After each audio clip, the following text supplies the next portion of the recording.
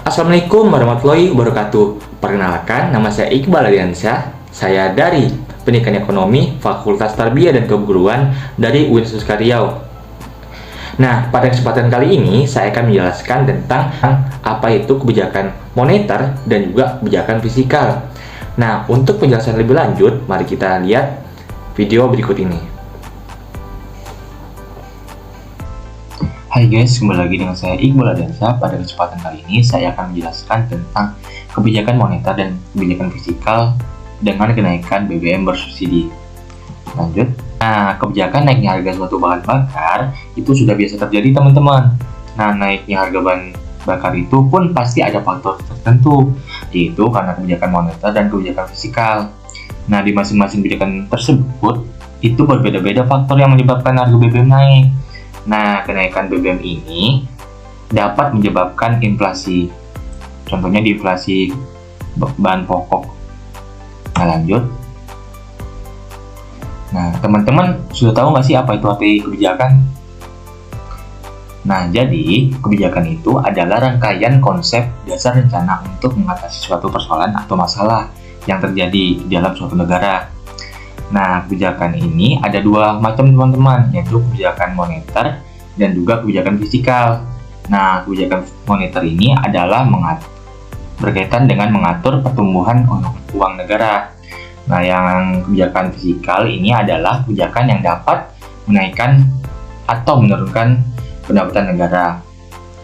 Nah, BBM bersubsidi adalah bahan bakar minyak yang dibantu oleh negara.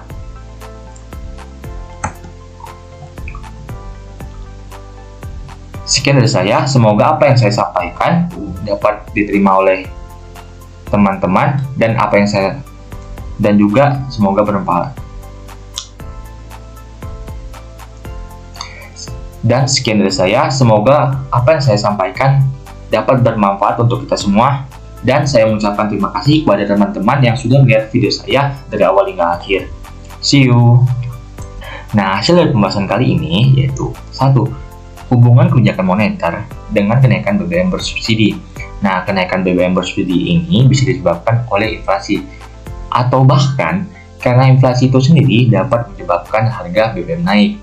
Nah, kebijakan ini bertujuan untuk menurunkan laju inflasi dan menjaga kestabilan harga.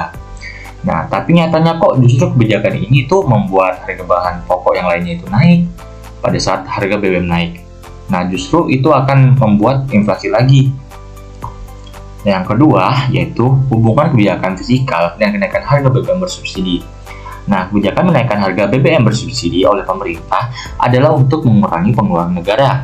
Nah, karena kebijakan ini sangkut paut dengan pendapatan negara. Nah, karena subsidi itu menggunakan uang negara, makanya subsidi itu dikurangin gitu loh oleh pemerintah supaya untuk menambah pendapatan negara. Nah, kebijakan ini bertujuan untuk menstabilkan harga, menaikkan pertumbuhan ekonomi, dan mencegah pengangguran. Nah, tapi nyatanya harga tidak stabil, harga barang lainnya ikut naik, dan juga pengangguran juga bertambah. Nah, kok bisa sih? Ya karena itu BBM bersubsidi itu bahan pokok gitu. Setiap BBM bersubsidi itu naik, pasti barang lainnya itu ikut naik. Misalnya gini, cabai dari tempat produsen ke pasar itu kan menggunakan BBM bersubsidi kan. Nah, maka itu karena BBM naik itu, maka harga cabai itu naik gitu loh. Jadi intinya BBM bersubsidi itu merupakan pokok yang menyebabkan harga bahan pokok yang lainnya itu naik. Lanjut ke penutup. Jadi intinya dari masing-masing kebijakan itu memiliki tujuan yang sama. Akan tetapi dari kebijakan itu masih belum cukup efisien ketika dilaksanakan. Masih ada dampak negatif yang diakibatkan dari kebijakan itu. Nah, dapat disimpulkan bahwa setiap kebijakan itu ada plus minusnya. Nah, itu tadi adalah video penjelasan tentang kebijakan moneter dan juga kebijakan fiskal. Nah, semoga saja apa yang disampaikan di dalam video tadi dapat bermanfaat untuk kita semua.